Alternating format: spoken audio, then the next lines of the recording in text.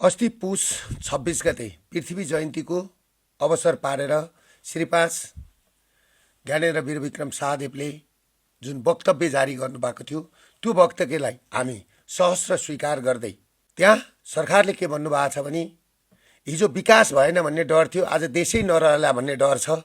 त्यही भएर हामी राष्ट्र चाहने मान्छे, धर्म चाहने मान्छे सम्पूर्णलाई भोलि 12 बजी जडीबुटीबाट भक्तपुर दरबार स्क्वायरसम्म बृहत मोटरसाइकल र्याली साई युवा शक्तिका पशुपति खड्काले आयोजना गर्नुभएको कार्यक्रम हो।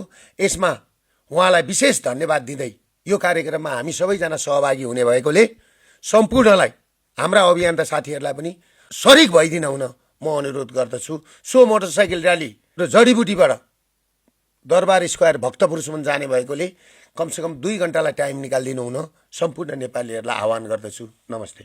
आजको यो विषम परिस्थितिमा देश धेरै अप्ठ्यारो स्थितिमा पुगेको छ।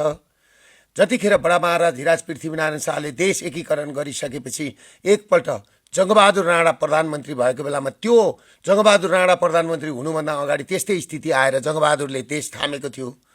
आज त्यही स्थितिमा देश सबैभन्दा विदेशीहरूको हस्तक्षेपमा, खास गरेर पश्चिमाहरूको हस्तक्षेपमा चक्रव्यूहमा देश परिसकेको छ।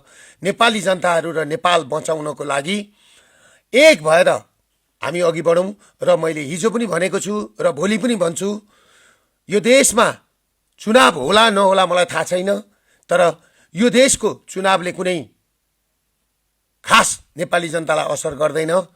किनभने दिनदिन देश दलदलमा फस्दै गएको छ, युवाहरू विदेशिँदैछन्। जेनजीको जुन आन्दोलन भनेको 84 को चुनावलाई 82 मा गराउने र निश्चित व्यक्तिहरूलाई प्रधानमन्त्री र मन्त्री बनाउने थिएन र जो व्यक्तिहरू हिजो चुनाव गराउन भनेर सरकारमा गए तिनै व्यक्तिहरू आज त्यो सरकार छोडेर आफै चुनावमा भोट लिन माग्न गए। त्यसले गर्दाखेरि यो सरकार कसरी बनेको छ।